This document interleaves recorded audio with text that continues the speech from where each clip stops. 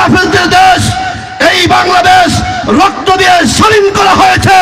যদি কোনো নাস্তিক বেঈমান বাংলাদেশের দিকে আঙ্গুল তুলে আমরা কখনো তা মেনে নিব না। কথা বলেন ঠিক কিনা? আমরা মুসলমান এখনো ঘুমাই নাই।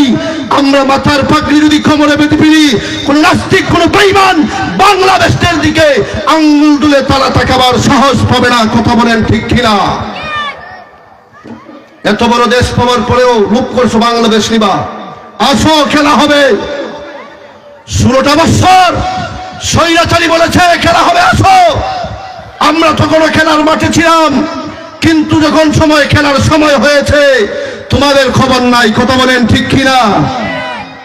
আমরা খেলোয়াড় ফুটবল খেলার মাঠে আছে, আমরাও আছি, কিন্তু তোমাদের মতো নাস্তিক বেঈমানদেরকে আর বাংলার জমিনে খুঁজে পাওয়া যায় না। কথা বলেন ঠিক কিনা? মুসলমান গর্জে উঠতে হবে, কারণ এটা 95% মুসলমানের দেশ।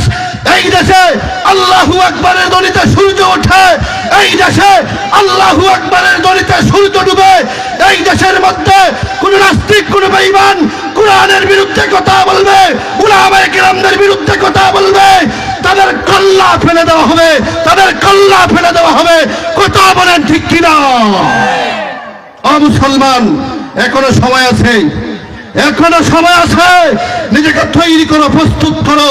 যদি জিহাদের ময়দানে যেতে হয়, যদি আমার স্ত্রী বিধবা করতে হয়, আমার সন্তানকে যদি এতিম করতে হয়, আমার মা বাবাকে যদি সন্তান হারা হতে হয়, জিহাদের ময়দানে কোরআনের জন্য, ইসলামের জন্য, নবীর জন্য কারা কারা প্রস্তুত আছেন? দুটি হাত তুলে আল্লাহকে দেখান। আল্লাহু আকবার। জিন্দাবাদ। জামিয়া নিজামিয়া মাদ্রাসা। নারে তাকবীর। ভাইয়েরা আমার, ইসলামের ভিতরে গরম আছে, নরম আছে, আবু বকরও আছে, উমরও আছে। আবু বকর ঠান্ডা মিজাজি মানুষ ছিলেন, উমর ছিলেন গরম। যেই রাস্তা দিয়ে উমর যাইতো ওই রাস্তায় শয়তানও যাইতো না। কথা বলেন ঠিক কিনা? এই জন্য নাস্তিকদেরকে আমি বলবো, সাবধান হয়ে যাও, সাবধান হয়ে যাও। এখনো সময় আছে।